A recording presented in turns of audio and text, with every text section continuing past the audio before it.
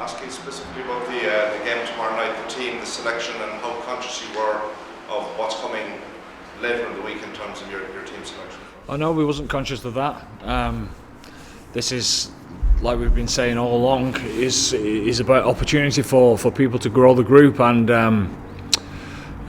for the guys that played on Saturday, that's fine. Some of them go week to week, but these guys have had to wait 10 days for another chance, and they've been busting for that, because obviously the Maoris beat us on the night and thoroughly deserved the win. So it's another opportunity to show how much they've improved. How much of a boost is it to the entire squad, the win last Saturday night, in terms of what's coming tomorrow? Well, obviously it's a boost, and obviously the chat after the game was creating a little bit of history, etc. But the biggest feeling that I get is, yes, obviously pleased with the win.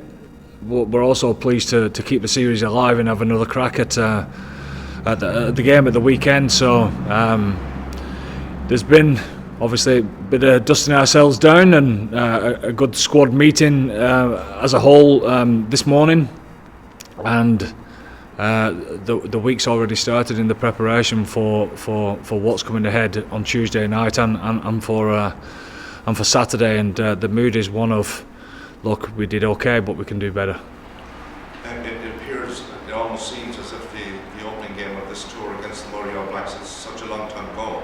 So the players who are involved in that have had to wait, as you say, a long period of time and deal with the kind of frustration and annoyance of maybe not performing as well as they could. Well, I mean, yeah, there's always going to be disparities between that team and the Test team that played at the weekend, because it's when you put two or three kids into a good side, say the Test side, then everyone gets dragged along. But when you put everyone in together that's not really had that type of experience, then obviously cohesion's is very hard to come by. But they've had 10 days to learn all those lessons and be more disciplined, be more accurate, make sure that they're not too desperate, and understand what it takes to win a big game. And this certainly is a big game for them on Tuesday night. And what are you expecting from them in terms of performance? We expect them to show that they're capable of being in the Test team on Saturday night. And just a final question in terms of housekeeping, Peter O'Malley, how is he since? He's passed his HIA2, so he's still got his HIA3 to go, so he's fine at the minute.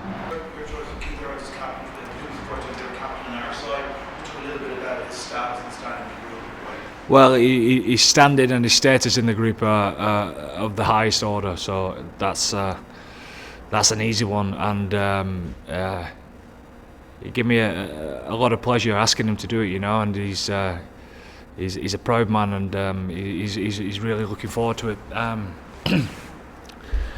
Keith played in the first game, first Maori game, and then he backed up, which is tough to do on a Test match, and scored a try, and didn't play in the second Test, obviously. But the likes of him, Jack Conan, well, everyone, to be honest, Connor, etc. Their attitudes has been absolutely top class, and I've only been on one thing on the mind, and that's how can they help the teammates that probably playing in front of them better. And there's no more deserving of a man to captain Ireland on Tuesday night against the Maoris than Keith. So when you asked Bundy the first game, he was really shocked. What was Keith's name? He weren't as shocked as Bundy. Let's put it that way.